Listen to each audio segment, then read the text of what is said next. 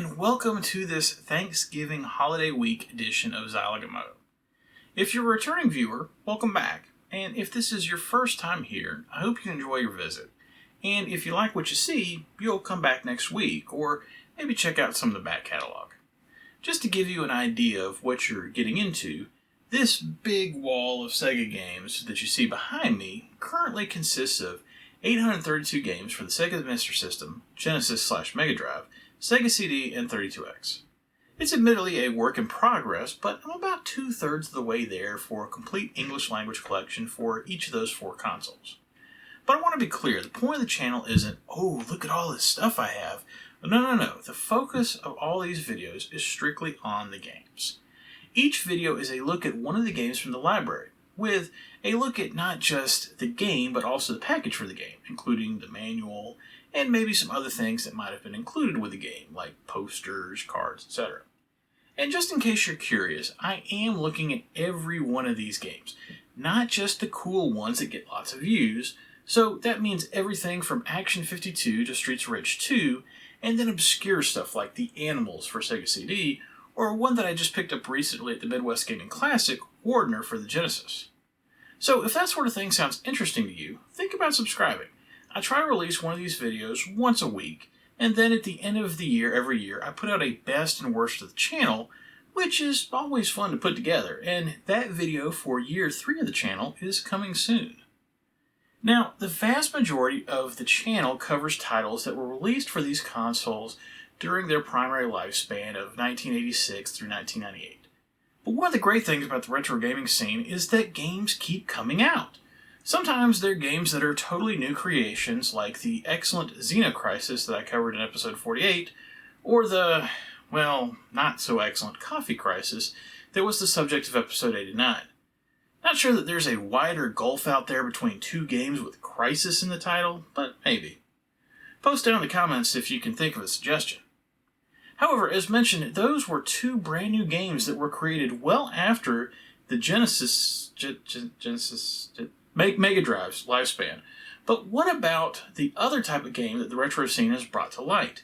That would be games that were originally released back in the day, but for whatever reason, maybe translation issues, maybe copyright or publisher issues, who knows, never widely made it out to store shelves.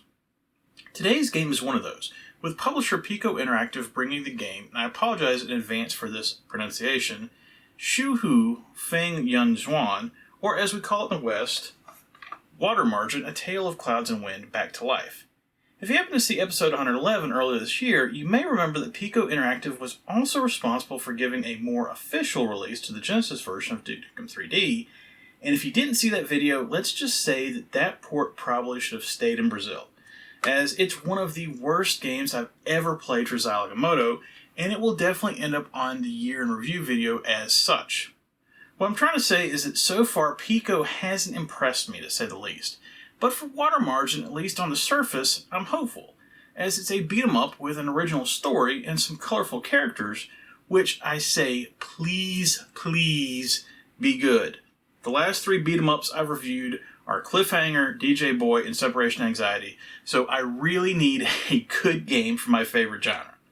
We shall see if my prayers are answered, but first, a look at the package. I mentioned previously I reviewed Duke Nukem 3D, which was specifically the Piko Interactive version, as the original Brazilian version seems silly to collect, with it being just so much harder to find, especially complete. And even though that game is just absolutely abysmal, to the point I really wonder if the people that tested it had ever played a video game before, one thing that Piko Interactive got right was the packaging. Mostly. Water Margin has similarly nice-looking packaging. This copy is literally brand new, as I only broke the seal on it this last week to play the game, so it's of course in fantastic condition. One thing about these aftermarket clamshells that are used for newer games, the ones Piko Interactive uses are pretty good, but they're not perfect, with the main issue being that the clasps on the inside that keep the clamshell closed just don't have quite as satisfying a snap as the original clamshells have, just due to using weaker plastic. It's still serviceable though, and if you take care of your games, it shouldn't be a problem. One issue that Duke Nukem 3D had with its packaging was that the art on the inner cover didn't seem to line up correctly. So even though it looked nice enough, when you went to go check the spine, the title logo ran off the edge. Now, in the case of that game, I think the issue was simply that the sheet was cut incorrectly. But if you look at the spine and water margin, it has the same problem, with the subtitle running off the lower edge. It's not a good look for Piko, to be sure, with them now having that same problem on 2 different releases, and I'm hoping that's not a sign of things to come. One other inner cover issue that you should be aware of before we move on to the actual art, while Duke Nukem 3D seemed cut wrong on the sides, water margin appears to be cut wrong on the top and bottom, and if you look closely, you can see that the cover sticks out on both sides, which is just sloppy, and will lead to eventual edge wear, no matter how good a job you do to take care of your games. Sloppiness aside, I do like how Piko has tried to use the classic black cross-hatching design with their games, and while it's clear this isn't an official release, it at least matches up with the look of the other early Genesis releases. The rest of the cover art, though, I don't know. I've got 2 main problems, with the first being that the art of the characters looks somewhat amateurish. Like, this looks like something that came off someone's sketch pad rather than polished artwork. However, that's not as big an issue as the fact that everything is simply too dark. Way too much shading is used on the characters, and even the logo, as you approach the edges, is such a dark red that it's hard to see. On its own, it's not that bad, I suppose, but when you compare this cover to the pixel art, i.e. European version, and yeah, that looks a lot better. The rear cover tries to resemble the older Genesis releases as well, with a large screenshot followed by 2 smaller ones, surrounded by flavor text. And this I like. However, if you look closely at the smaller screenshots, you can see that they're from the original non-English version. Oops. Finally, check out this last paragraph. This game was original release in Hong Kong during the mid-90s. It has now been fully translated. You sure about that, Piko? Despite all this nitpicking, the manual for the game is fantastic. I always like seeing a Genesis manual in full color, since none of them were originally like that, and it's clear more of the design effort was placed here. The game is fully explained with some nice backstory and plenty of screenshots. It's too bad the rest of the package didn't get this treatment. Okay, that's a brand new copy of Water Margin. Let's dive into the game and see how much we missed out on back in 1996. As mentioned previously, Water Margin, A Tale of Clouds and Wind, was originally a Taiwanese release that came out in the last days of the Mega Drive in the mid-90s. With it originating from Taiwan, you're probably not surprised it has a backstory that comes from the area, and after doing some research, that might be a bit of an understatement. Apparently, Water Margin isn't just any old Chinese story, it's considered one of the 4 great classical novels of Chinese literature. So, to give a comparison, Water Margin is as significant to China as something like Oliver Twist would be to England, or The Adventures of Huckleberry Finn would be to the United States. So, it makes sense that someone would have made a video game about it. And actually, I'm kind of surprised that there hasn't been more games released based on the story. Or has there? In looking at the description of Water Margin's story, Wikipedia reads how Water Margin tells of how a group of 108 outlaws gather at Mount Liang to rebel against the government. 108 outlaws. That's an awful specific number. Where have I heard that before? Oh yeah, if you're familiar with the PlayStation RPG Suikoden, you'll know that number, because if you make all the correct choices in the game, you can build a group totaling 108 people. And as it turns out, Suikoden is also loosely based on Water Margin. And it came out around the same time, originally releasing in Japan in December of 1995. I'm not sure what was special about 1996, but apparently classical Chinese literature was hot at the time. Clearly Water Margin was a wildly different game than Suikoden, but I found it interesting that you can technically trace both games back to the same original source material. In the case of Water Margin, the developers at Neverending Soft decided to focus their story on 3 warriors, Shi Jin, Hu Sanyang, and Li Qiu, as you first defy the Song Emperor, and then assist the Song in defeating the Liao, which was challenging the Song. If that sounds a bit complicated, think of it this way. You're a group of rebels that's so badass, the government decides that it's more important for you to be an ally, so that you can then join forces against a bigger threat. Which is a story that's been done to death in Hollywood. Just look at the Fast and Furious franchise. Water Margin follows the format of what I'm going to call the second generation of beat-em-ups, where no longer are the characters identical in ability, but each now has their own advantages and disadvantages, with the characters in Water Margin being ranked in 4 categories: attack, defense, agility, and jump.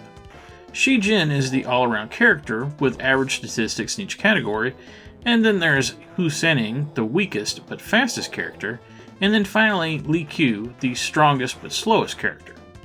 At least that's how the game plays, because the bar charts when you select the characters appear to be a bit off, as the opposite is shown for Hu and Li, with the characters apparently flopped with their defense and agility attributes, but the jump attribute appears to be correct for all 3.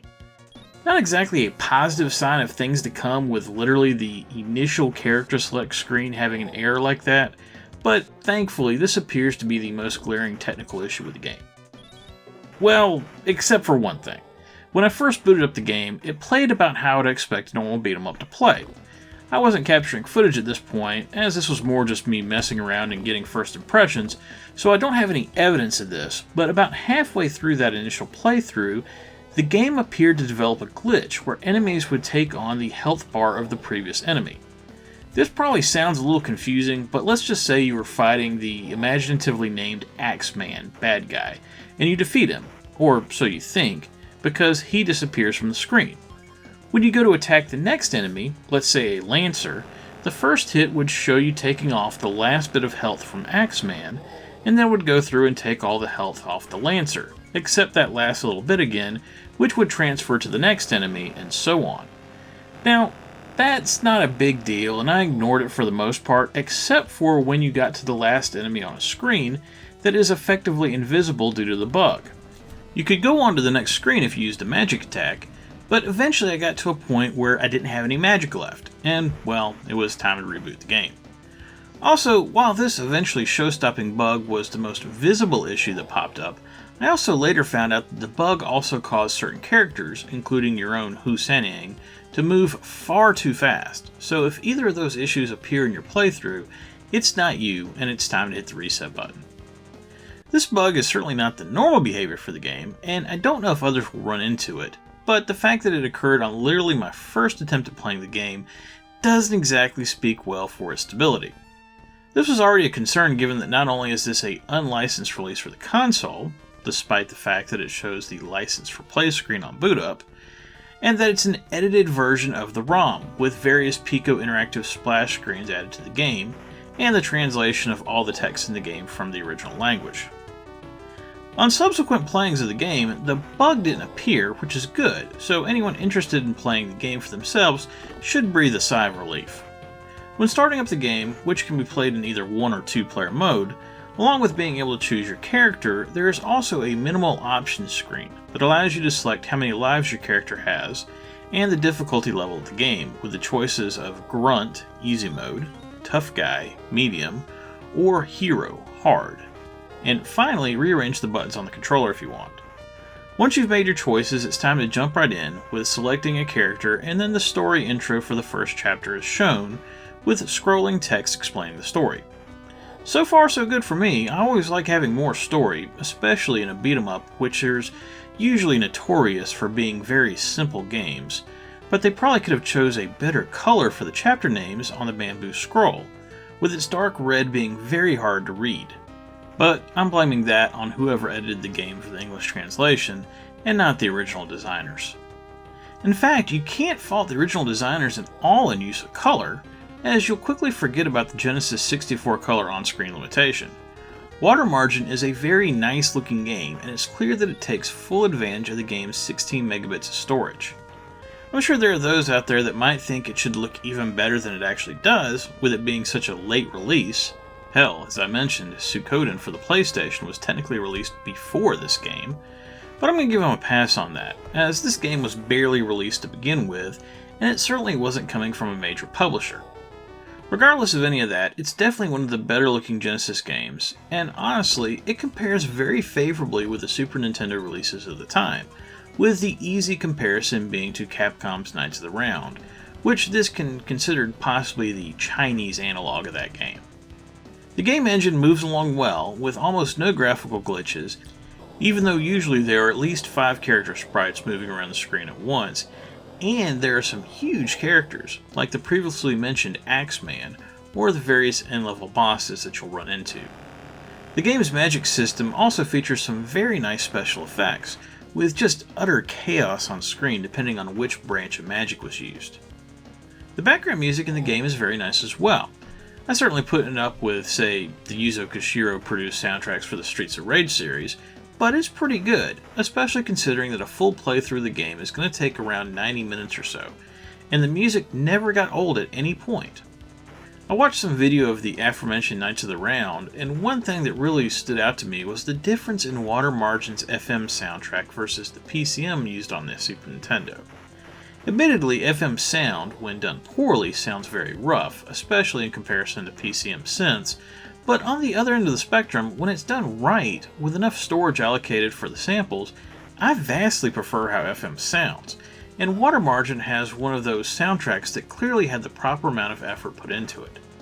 The sound effects take a backseat to the music, and while they're not bad necessarily, after a while it does feel a bit lazy to hear the exact same sword crashes over and over again in a combo, as there should be some variation in there. But if they had to choose, putting more effort into the soundtrack was definitely the right choice. The actual gameplay isn't as dynamic as I'd like, but there are some interesting things here. The first is, if you choose to play the game in easy mode, you won't be able to get the true ending. And in fact, not only will you not see the true ending, but you won't even be able to get to the last 2 levels, similar to Streets of Rage. Also, I've mentioned the magic system, and it's relatively simple as you go through the level and you can collect various icons for 5 different types of spells, and then whenever you want, you can hit A to deploy a full-screen animated elemental magical attack, similar in feel to the magical attacks from Golden Axe. But in this case, there's no levels to the magic, with each attack performing the same amount of damage. The rest of the game plays more or less like a standard beat-em-up, but one thing that took me a bit to get used to was the lack of grapples. This makes sense, seeing as how each hero uses a weapon, and the trade-off is that you end up with slightly longer reach on your attacks. Once you get familiar with this, it's then just a matter of the usual learning which enemies to focus on first, strategically using health items, not allowing yourself to get surrounded, all the normal things involved in playing a beat-em-up. Just don't plan on utilizing jumping attacks though, because they simply don't work well, and even if you line up and time an attack correctly, an enemy will probably be waiting for you to come down with an attack of their own, defeating the whole purpose. The last thing I have to mention is, with this being an unlicensed game, the developers didn't mind bending the rules a bit when it comes to borrowing from other games. Certain characters in the game, such as Dagger Man and Muscle Man, draw close comparisons with Hollywood and Bill Bull from Final Fight, and Tough Girl compares closely with Elektra from Streets of Rage 2. Also, the similarities with the Knights of the Round aren't just thematic, as hero Lee Q is clearly based on Percival, and the health and money power-ups can be split by attacking them, and the only other game I'm aware of that has that system is Knights of the Round. I don't mind these similarities too much, and even with them, it's clear Water Margin is its own game, but they're too obvious not to at least point out. All in all, once I got past that first buggy playthrough of the game, I actually enjoyed Water Margin a great deal. Is it the best beat-em-up ever? No, certainly not, and I can see how the gameplay might get a little bit repetitive for some. But it's got very nice colorful graphics, a solid soundtrack, and a length that's just right, not being too short or too long. As a result, I'm giving Water Margin 3 stars. I can safely say that other than the one-off review I did for Streets of Rage 4, this is the best beat-em-up that I've covered in the last 3 years of doing this channel, and I definitely recommend fans of the genre to give this one a look. And that's it for Water Margin. This was definitely a pleasant surprise after the disaster that was Duke Nukem 3D, but I suppose you can't really blame Piko Interactive for that, as they certainly weren't responsible for developing that port. Purists might have issue with how closely the game takes influence from other titles, but I just had fun with it, and it's not like anyone ever bought Water Margin instead of one of those other games.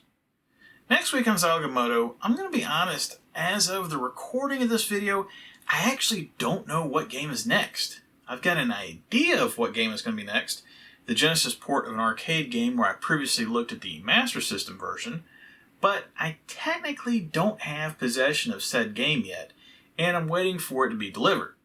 But if it doesn't come soon, I'm sure I can come up with something else. I've got a few titles here to still choose from. Please remember to subscribe if you like this video, and remember, whatever you like to play, have fun, and be excellent to each other. Later.